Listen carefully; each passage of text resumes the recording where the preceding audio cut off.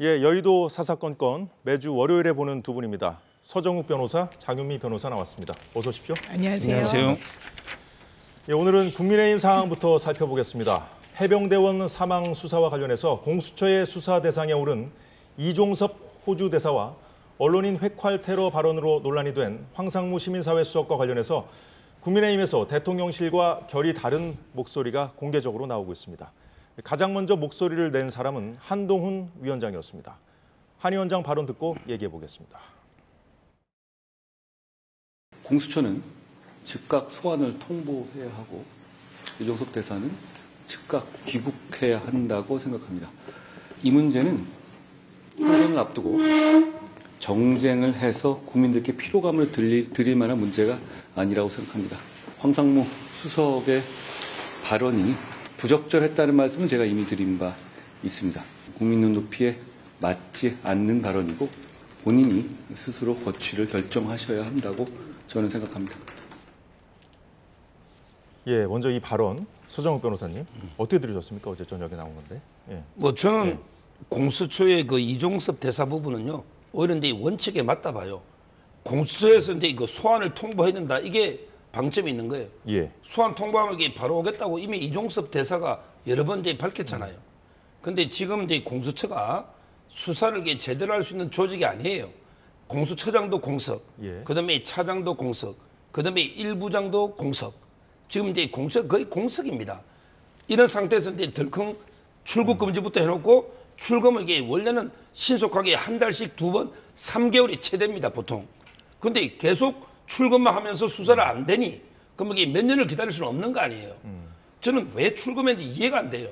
지금 피고인인 이재명 대표도 출금 안 된 걸로 제가 알고 있거든요. 2심에서 실형론 조국 대표도 이제 출국 금지가 안 된 걸로 알고 있어요. 근데 단순하게 고소장만 됐다 해서 국방부 장관을 출국 금지부터 한다? 소환해보고 안 나오면 이게 출금해도 되잖아요. 근데 왜 미리 출금해놓고 수사를 안 합니까?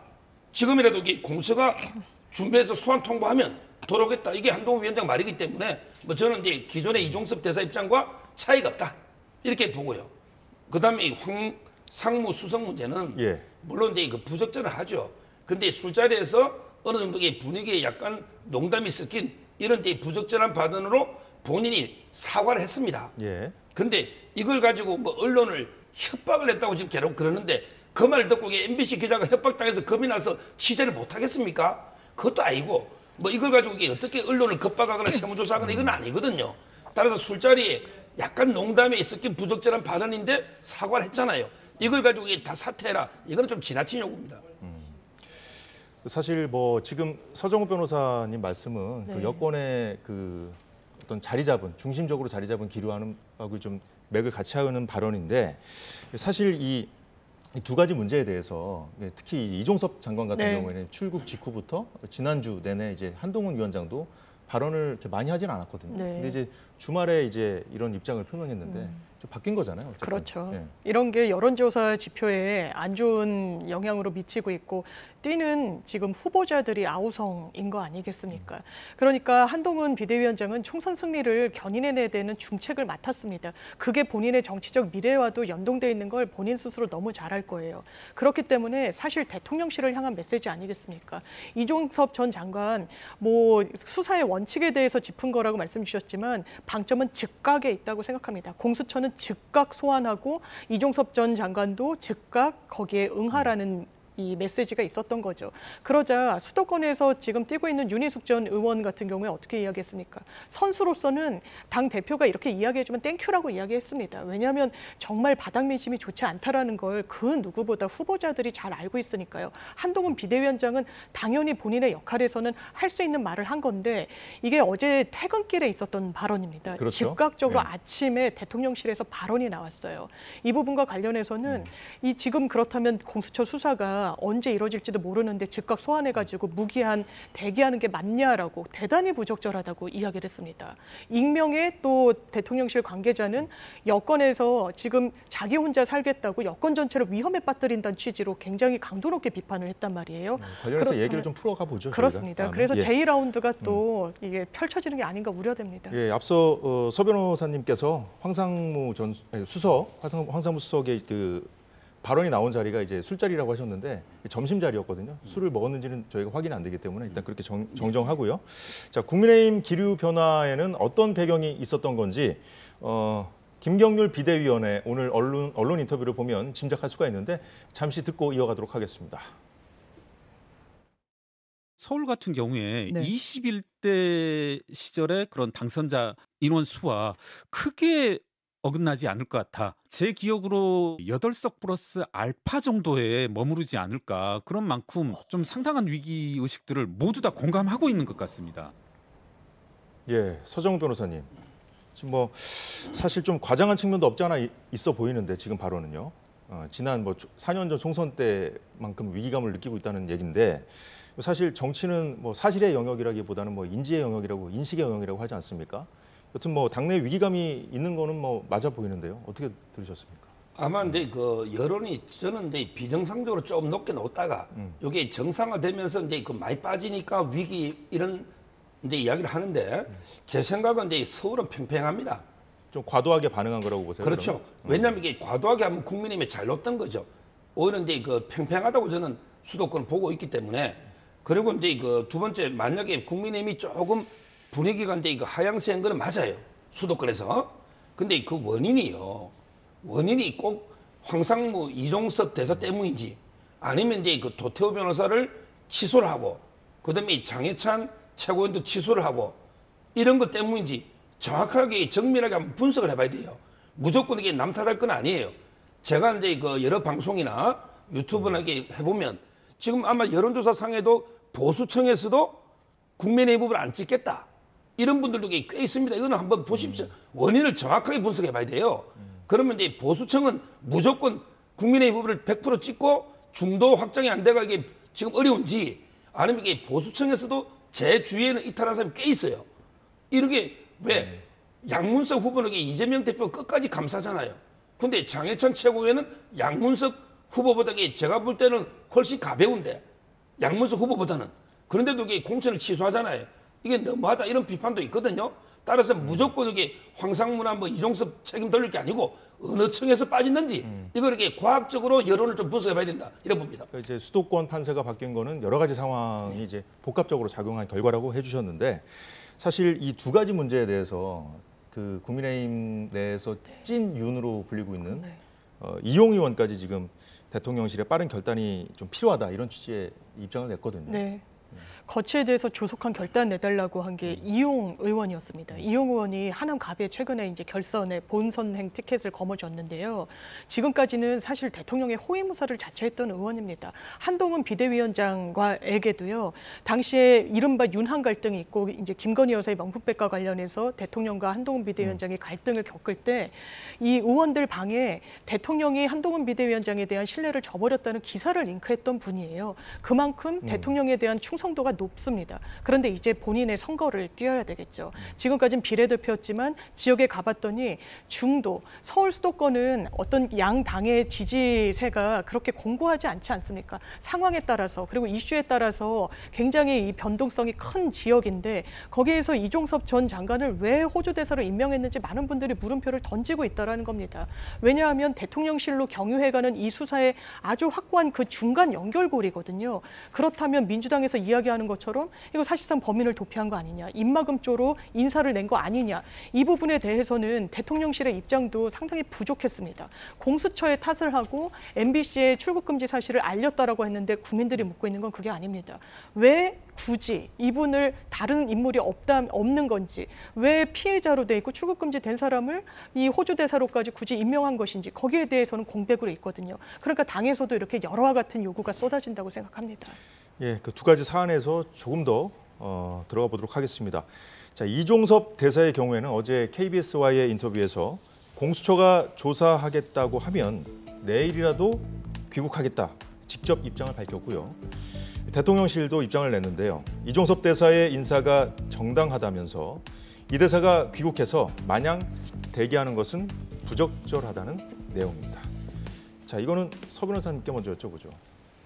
지금 이제 이재명 대표가 오늘 뭐 마치 이게 중범죄를 짓고 도주하는 것처럼 이제 그 이종섭 대사를 이야기했더라고요. 제가 이제 통계를 보면 고소가 이제 1년에 한 100만 건 돼요. 예. 그중에 2, 3%저 기소가 안 돼요. 근데 기소가 되면 거의 97% 유죄가 나오고 무죄는 3%예요. 자, 그러면 이종섭 대사는 이제 지금 고소만 된 거죠, 민주당에. 예. 고소가 100만 건 고소만 되면 이게 기소되는 거는 제가 2, 3%안 된다 했잖아요. 고소한 지도 한참 지났죠. 예. 예, 지난해 그러니까 제 9월이었습니다. 말은 이게 고소가 우리 엄청나게 남발됩니다. 고소만 당하면 이게 유죄입니까? 제가 제일 많이 들은 말이 무죄 추정 원칙이라고 들은 것 같은데 이종섭 대사는 무죄 추정 원칙 적용하면 안 됩니까? 이종섭 대사는 이게 중범죄고 이미 유죄입니까? 제 말은 이게 무죄 추정 원칙은 이재명 조국에만 적용됩니까? 저는 고소만 한 거 가지고 마치 이게 중범죄가 도망가는 것처럼 고소해가 기소되는 게 몇 프로인지 그것부터 확인하시라 말씀드리고, 자, 그다음에 진짜 범죄는 기소가 되면 그건 거의 유죄로 옵니다.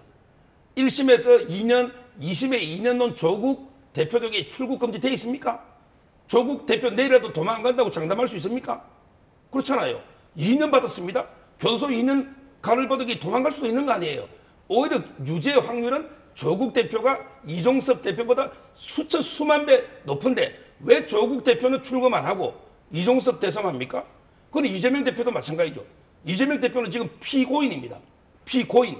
몇 개로 조사받고 있습니까? 본인의 법정형은 대부분의 배임죄가 형량이 무기징역입니다. 근데 직권남용은 이종섭 대사는 5년 이하입니다. 가벼운 죄입니다.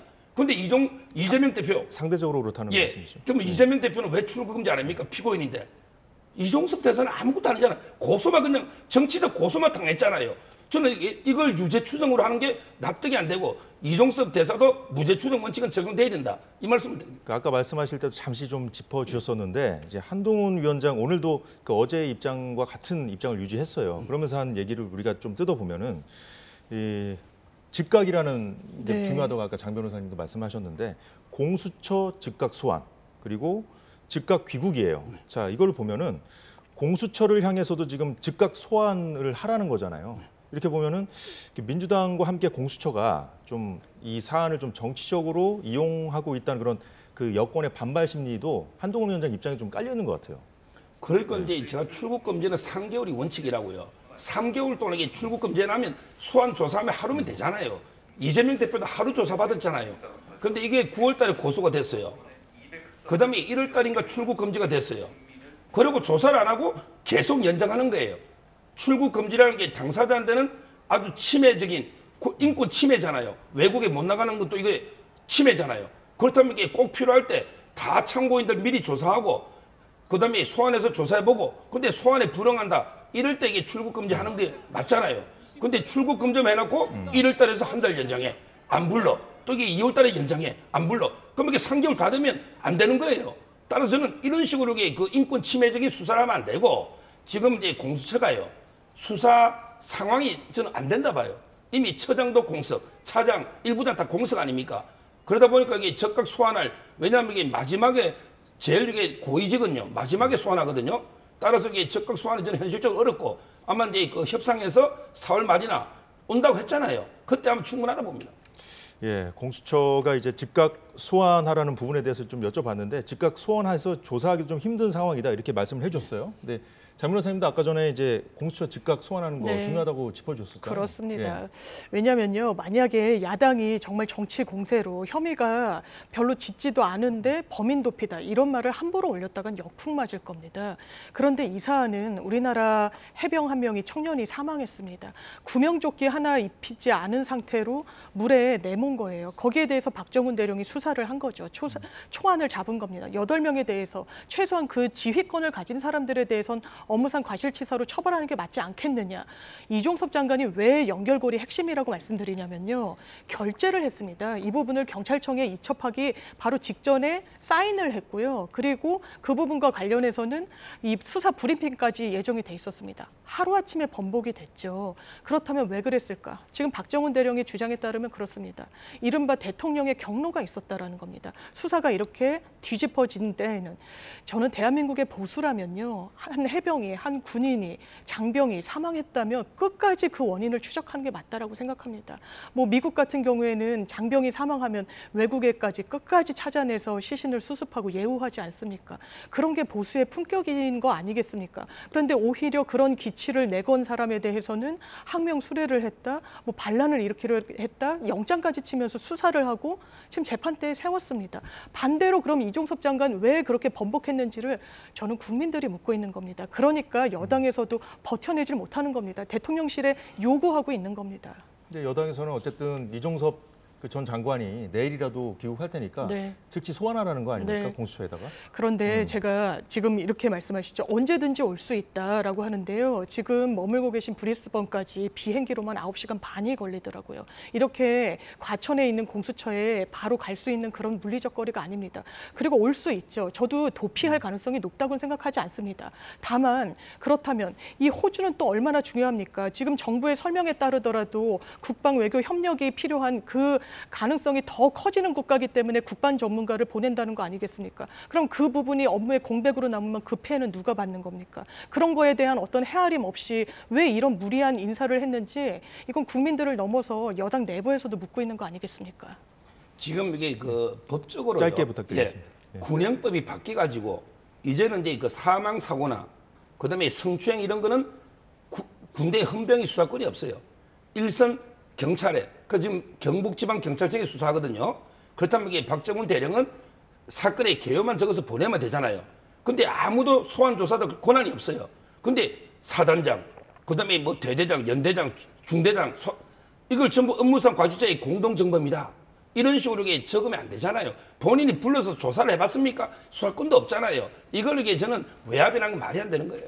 예, 이종섭 전 장관 문제에 대한 두 분 견해까지 잘 들어봤고요. 자, 지난주 MBC 보도로 알려진 황상무 수석 문제도 좀 더 보겠습니다. 최근 출입 기자들과 만난 자리에서 1988년 군을 비판한 칼럼을 쓴 기자가 정보사령부 소속 군인들에게 칼로 습격을 당한 사건을 언급하면서 MBC는 잘 들으라고 말했다는 건데 식사 자리에서 한 농담이었다는 본인 해명과 사과 발언에도 야권의 공세가 이어지고 있습니다. 어제 한동훈 위원장도 황 수석 스스로 거취를 결정해야 한다고 했는데 오늘 아침 대통령실이 언론사에는 강압이나 압력을 행사한 적도 없고 하지도 않겠다는 입장을 밝혔습니다. 자, 이 문제와 관련해서도 여당과 대통령실 기류가 갈린 상황인데요. 한동훈 위원장 입에서는 오늘 이 문제에 대한 추가 언급은 나오지 않았습니다만 장 변호사님께 먼저 여쭤보죠. 네. 아까 전에 좀 하신 말씀도 있으니까. 예, 그러니까 그 계속 침묵할 수 있을지가 관건일 겁니다. 왜냐하면 김건희 여사와 관련해서는 한 발 뒤로 물러섰었죠. 제가 언제 사과 요구한 적 있었습니까?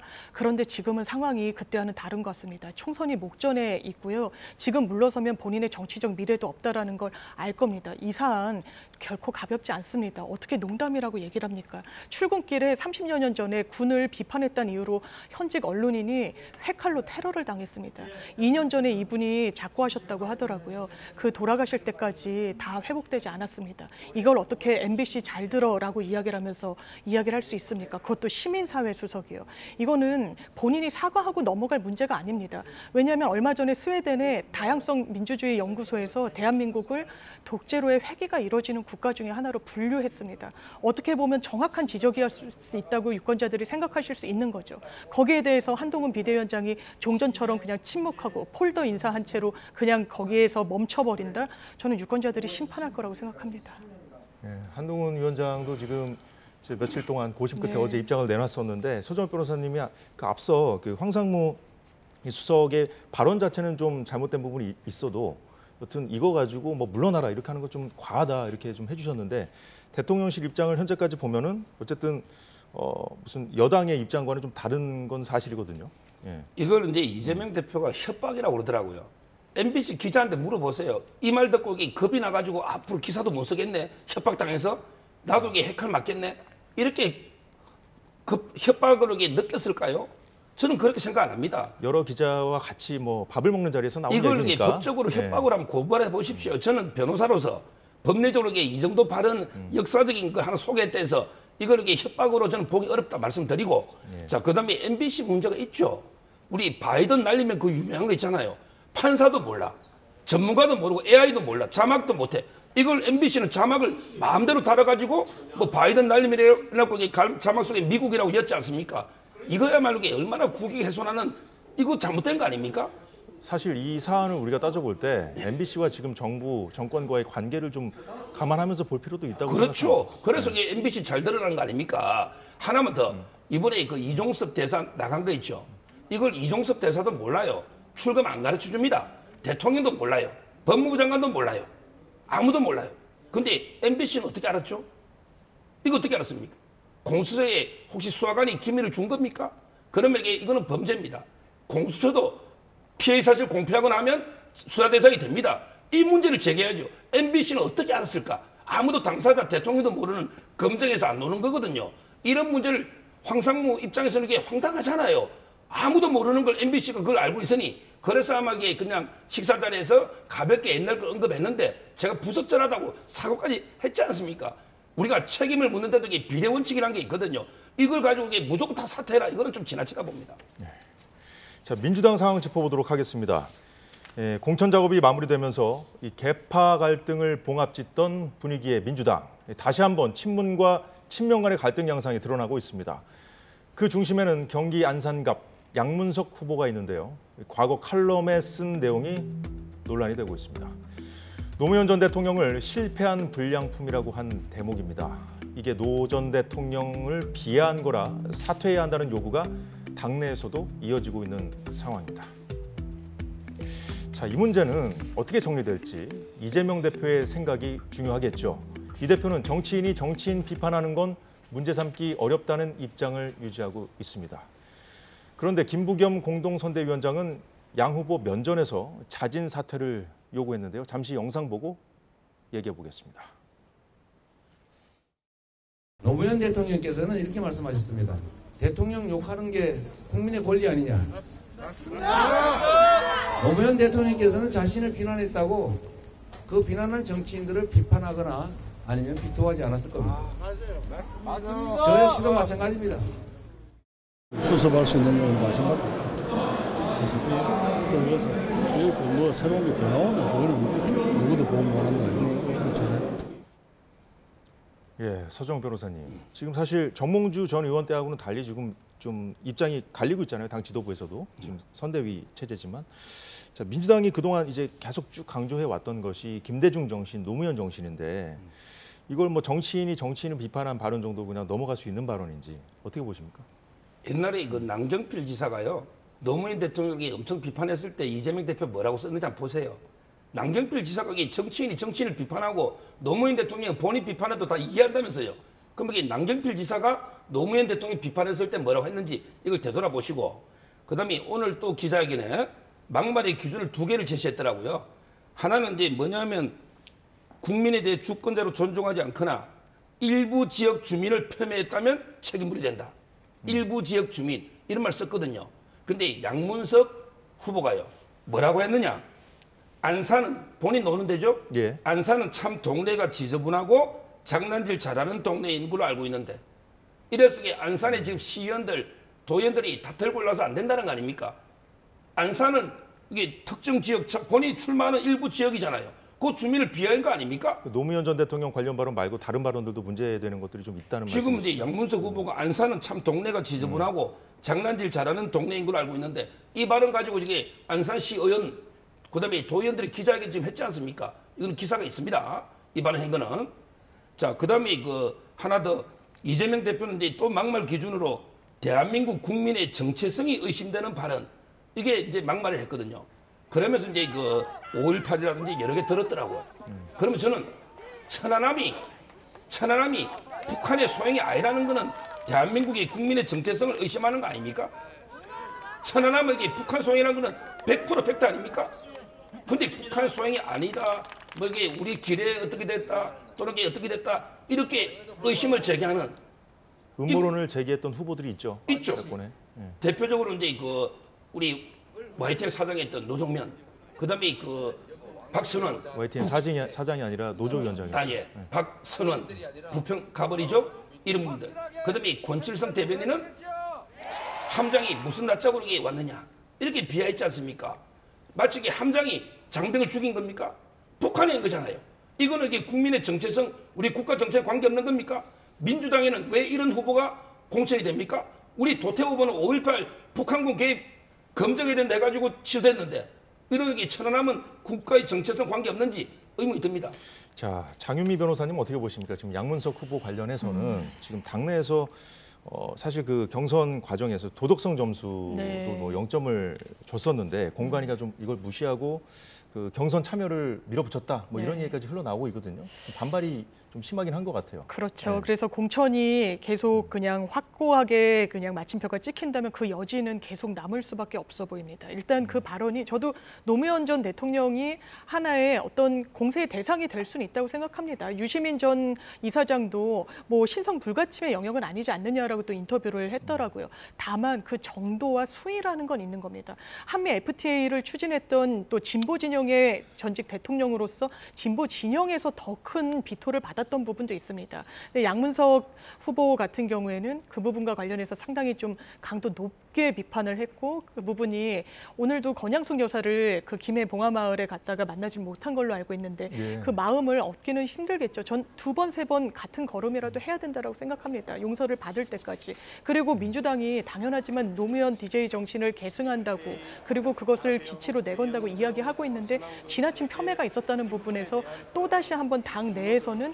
친명 그리고 과거의 친노, 친문으로 이어져 왔던 그 흐름의 한 진영이 또 선이 갈리는 거 아니겠습니까? 이게 과연 민주당으로서 플러스가 되는 행보라고는 볼 수 없기 때문에 아마 저기 판단이 있지 않을까 싶습니다.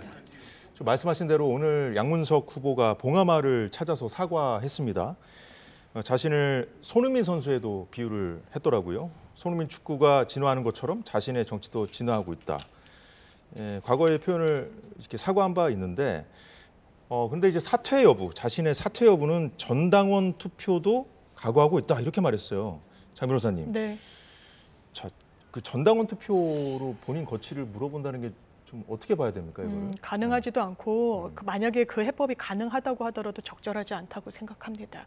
왜냐하면 본인의 거취 그리고 정치인으로서 본인의 정치적 미래를 선택하는 건 본인의 어떤 결단의 영역인 부분이 있고요. 일단 총선을 앞두고 후보의 거취 문제를 당원에게 물을 물리적인 시간도 확보되지 않았을 뿐더러 묻는다라고 하면 이게 또 얼마나 당내 또 분열이 되겠습니까? 그렇기 때문에 이건 사실상은 정치적 수사에 불과한 제안이었다는 생각이 듭니다. 예. 그 서 변호사님은 어떻게 보십니까? 지금 보면 김부겸 선대위원장도 이제 면전에 대고 이제 사퇴하라 이렇게 얘기를 하지 않았습니까? 사실 이 선대위 구성 자체가 공천 과정이 다 마무리된 다음에 이루어져가지고 뭐 위상 논란 같은 것도 좀 있지 않았습니까? 근데 이렇게까지 했는데 이걸 무시하고 이재명 대표가 계속 간다? 이게 쉬울까요? 어떻게 보십니까? 아마 이제 그 양문석 후보가 이제 또 손흥민을 비교하면서 8년 동안 뭐 진화했는데 제가 볼 때는 이게 그 막말만 진화한 거죠. 정치적인 품격이나 능력이 진화한 게 아니고 막말만하게 저는 더 진화했다 보고요. 이제 그 좀 손흥민 선수는 언급 안 했으면 좋겠어요. 옛날에 조국 대표가 김의겸 후보를 옹호하면서 헛발질 가짜뉴스 몇 번 했잖아요. 그때 판사가 한동훈 동기다. 그다음에 청담도 술자리 있잖아요. 근데 손흥민도 찰 때마다 골이 못 넣는 거 아니냐? 그러면 그 김의겸도 헛다리 짚을 수 있는 거 아니냐? 이렇게 비하했고요. 그다음에 또 한 분 있죠. 정청래. 이분은 이제 아예 그냥 김대중은 차범근. 그다음에 노무현 대통령은 황선홍. 뭐 그다음에 문재인 대통령은 박지성. 그러면서 이재명 대표는 손흥민이다. 이런 식으로 정청래, 조국, 그다음에 오늘 양문석까지 손흥민 선수를 끌어들였는데 이거 손흥민 선수에 대한 명예훼손이다. 이런 생각이 들고요. 지금이라도 빨리 저는 사퇴하는 게 맞아요. 저희 입장, 예를 들어 이제 국민의힘 입장에서는요. 끝까지 버티는 게 선거 전략상 좋아요. 근데 민주당에는 엄청나게 마이너스가 될 겁니다. 예, 양문석 후보 문제 두 분 어떤 생각이신지 들어봤고요. 자, 막말 논란으로 정봉주 전 의원이 공천이 취소되면서 서울 강북을에서는 박용진 의원과 조수진 변호사가 양자 전략 경선을 치르게 됐습니다. 이건 경선룰부터 따져봐야겠는데요. 박 의원은 지난번에 이어서 이번 경선에서도 현역 의원 평가 하위 10%에 따른 득표율 30% 감산 규칙을 적용받게 됩니다. 또 조수진 변호사에게는 반대로 여성이자 정치 신인이어서 가산점 25%의 규칙이 적용되면서 자, 박용진 의원은 총 50% 손해를 보고 이제 경선을 치르게 된 것인데요. 여기에 경선 방식도 지금 논란이 되고 있습니다. 이틀간 전국 권리당원 70%, 전국 권리당원 70%입니다. 그리고 그 지역구인 강북을 권리당원 30% 이렇게 7대3으로 나눠서 권리당원 조사를 이렇게 한다고 합니다. 온라인 투표로 진행을 한다고 하는데요. 자, 이거는 뭐 민주당 네. 상황이니까 장 변호사님께 먼저 여쭤보죠. 자, 기존 페널티 55% 페널티에다가 네. 경선까지 방식도 굉장히 좀 불리하다고 지금 그렇습니다. 얘기하고 있잖아요. 그래서 진보 매체들도 보니까 박용진 찍어내기가 좀 너무 도가 지나치다 이렇게 좀 비평을 하고 있더라고요. 그러니까 역설적으로 정치인 박용진의 정치적 체급이 커지고 있다. 이 본인이 좀 핍박받는 스토리를 만들어가고 있다라는 해석도 이런 맥락에서 좀 나오는 것 같습니다. 그렇기 때문에 당내에 결선을 했죠. 또 경선을 했죠. 또 이번에 전략 경선을 한 번 더 하는 겁니다. 세 차례나 이런 링 위에서 다투게 되는 거예요. 그런데 지금 태생적인 한계가 있는 게 거의 64% 이상의 득표를 해야지만 공천권을 거머쥘 수가 있는 겁니다. 어떻게 보면 25% 가산을 받은 상대 후보와는 좀 게임이 되기 어려운 그런 불리한 부분인 건 분명히 있죠. 그리고 7대3으로 왜 하느냐라는 문제 제기도 나올 수 있습니다. 예. 왜냐하면 이른바 시스템 공천이라고 해서 민주당에서 갖고 있는 룰 자체는 5대5니까요. 당원과 일반 유권자. 그런데 7대3이 서대문 갑에서도 청년 전략 지역으로 분류가 됐을 때 가졌던 그 룰이긴 하거든요. 그래서 전례가 그때도 아주 좀 없는 논란이 거- 되지 않았습니까? 그렇죠. 그때도 논란이 됐었죠. 그럼 이제 5대5라는 기준이 있는데 이걸 왜 어느 경선 지역이라고 하더라도 이런 어떤 전략 경선 지역으로 분류되면 왜 다른 기준을 삼느냐. 이 부분이 또 이중잣대 논란을 또 충분히 가져올 수 있는 부분이 있기 때문에요. 이런 논란을 새겨서 다음 총선에 좀 채비를 하는데 좀 준비를 해야 될 그런 필요가 있다라는 생각이 들고 박용진 후보는 아마 현실적으로는 그 문턱을 넘기는 어렵겠죠. 상당히 어려운 것 같습니다. 장 변호사님께서도 이제 서울 서대문 갑에서 같은 네. 방식으로 이루어졌었다 얘기해 주셨는데 사실 그때 대장동 변호사로 불리는 김동아 후보가 에게 이제 공천 줄 때도 이제 권리당원만 해가지고 그것도 뭐 그 지역구만 100% 하는 것이 아니라 전국에 70, 또 지역구 30 이렇게 해가지고 좀 논란이 컸었거든요. 근데 이번에도 지금 같은 방식이에요. 근데 저는 이해가 안 되는 게요. 그냥 김동아 변호사 공천 주면 되잖아요. 전략 공천. 이번에도 이게 조수진 변호사 그냥 공천장 주면 되잖아요. 왜 이런 쇼를 하는지 납득이 안 됩니다. 우리가 시스템이랑 룰이라는 게요. 축구 룰이 있죠. 뭐 업사이드라든 여러 가지가. 근데 이 게임마다 룰을 새로 정하고 룰을 바꾸면요. 이게 룰입니까? 룰이라는 거는 이제 뭔가 이제 일반적 추상적 규정이기 때문에 모든 케이스에 모든 경우에 원칙은 적용돼야 되는 거예요. 그게 룰입니다. 근데 이거는 보세요. 사람마다 바뀌어 룰이. 사람마다. 그다음에 지역마다 바뀌어요. 이거야말로 이게 시스템 공천입니까?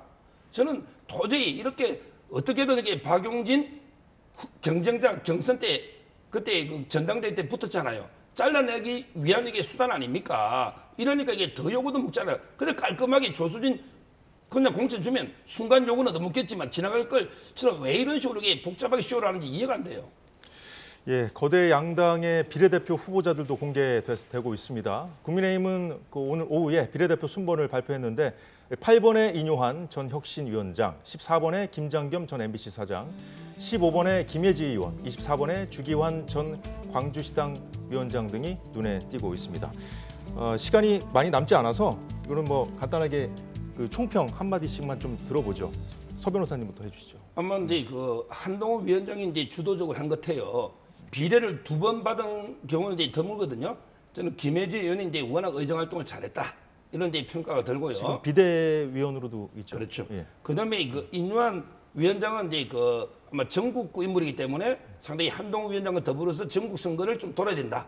뭐 이 말씀을 드리고 마지막으로 이제 그 MBC 김장겸 사장 이분도 MBC에서 옛날에 여러 가지 뭐 문제들이 많았기 때문에 언론계 대표로 아마 놓은 게 아닌가 보입니다. 자, 장 변호사님은 어떻게 보셨습니까? 좀 실망스럽죠. 왜냐하면 저도 김혜지 의원의 의정 활동을 굉장히 높이 평가합니다만 사실 한동훈 장관의 어떤 측근이고 굉장히 친소 관계가 두텁다는 점, 왜냐하면 장애 또 여성 대표할 수 있는 다른 인물이 있고 그 문턱을 좀 넓혀줄 필요는 있으니까요. 김장겸 전 MBC 사장 아마 사면받은 인물 아닙니까? 그렇다면 이거 비례의 어떤 그 부분을 그 출로를 열어주기 위해서 그랬던 거 아닌가 좀 아쉬운 부분이 있고요. 또 주기현 전 광주시당 위원장도 대통령의 측근으로 알려져 있는 분입니다. 그렇다면 이게 뭐 친윤 공천, 감동이 없는 공천이었다 이야기를 하는데 비례에서 그걸 보완하겠다고 했지만 과연 보완제 역할을 제대로 했나 의문입니다. 예, 민주당 비례대표 후보들에 대한 얘기도 좀 해보죠. 민주당 주도의 범야권 비례연합정당 더불어민주연합이 비례대표 순번을 발표한 소식도 잠깐 짚어보겠습니다. 그간의 여권에서는 이 통합진보당 계열의 원내 입성을 막아야 한다고 비판해 왔는데 진보당이 추천한 후보 3인이 각각 5번과 11번, 15번을 받으면서 당선권에 배치됐습니다. 자, 이건 장 변호사님부터 네. 짧게 좀 평가를 해주시죠. 사실 반미는 민주당의 당론도 아닙니다. 그런 기치를 든 적도 없고 친미가 당론이라면 당론인 거죠. 그렇기 때문에 비례 1번으로 비례 연합 정당에서 전지혜 후보, 뭔가 주한미군 철수와 관련해서 그런 운동을 장기간 했다라는 점, 민주당으로서는 용납할 수 없었던 점이 있어서 그런 교통정리 끝에 이런 좀 귀결이 나온 것 같습니다. 예, 지난번에 그 민주당 지도부에서 심각한 우려 표명을 한 다음에 이제 2명이 이제 자진 사퇴 형태로 해서 물러나지 않았습니까? 근데 그분들과 좀 뭐 별반 다르지 않다 이런 평가가 나오고 있어요. 제가 이제 그 한 문장으로만 평가하면요, 저런 인물들을 이렇게 공천하니까 조국 혁신당이 밀린다 이렇게 평가하겠습니다. 예, 짧게 평가해 주셨는데요. 오늘 여의도는 여기까지 듣도록 하겠습니다. 예, 장유미 변호사, 서정우 변호사였습니다. 수고 많으셨습니다. 고맙습니다. 감사합니다.